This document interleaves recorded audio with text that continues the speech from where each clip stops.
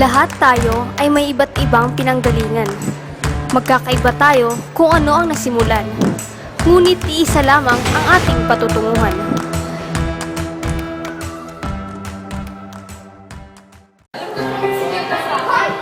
Ako si Sofia. Namulat ako sa hirap at simpleng pamumuhay. Pinalaki ako na marunong magtiyaga at makontento sa kung anong mayroon ako. Noon pa lamang ay itinatak na sa aking isipan na kailangan kong mag-aral ng mabuti. Ako naman si Jane. Wala akong naranasan na anumang kakapusan dahil ipinanganak akong may gintong kutsara sa bibig. Sa madaling salita, may kakayahan. Hindi ko na pinoproblema kung bakit kailangan kong mag-aral. Lagi namang nandiyan ang mga kailangan ko. Ako naman si Roy. Nagtatrabaho ako kasabay ang pag-aaral upang hindi lamang matuto kundi upang may taguyod ang aking pamilya.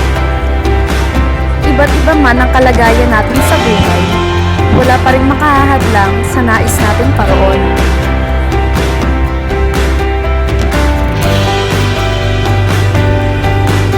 Sa mga patungo na sa bagong yugto ng kanilang buhay, ang kanilang simulain na pagmumula ng kanilang propesyon ay instrumentong puputol sa lahat ng paghihirap at pagtitiis. Ang mga porsigidong naghahanap ng trabaho ay ang mga pag-asa ng lipunan sa hinaharap.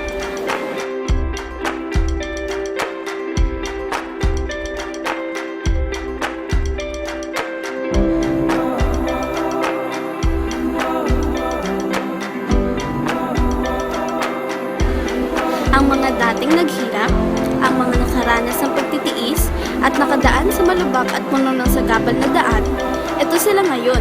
Ngayon ay isa na silang matagumpay at inspirasyon ng iba. Isa na rin silang halimbawa sa mga susunod sa kanilang yapak at pinagdadaanan.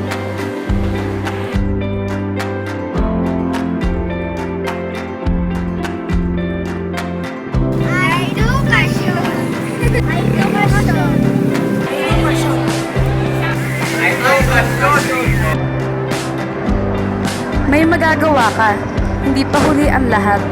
Kung meron kang pangarap, kumilos ka at simulan na ngayon. Sabay-sabay natin kunin ang minimithi sa pamamagitan ng edukasyon.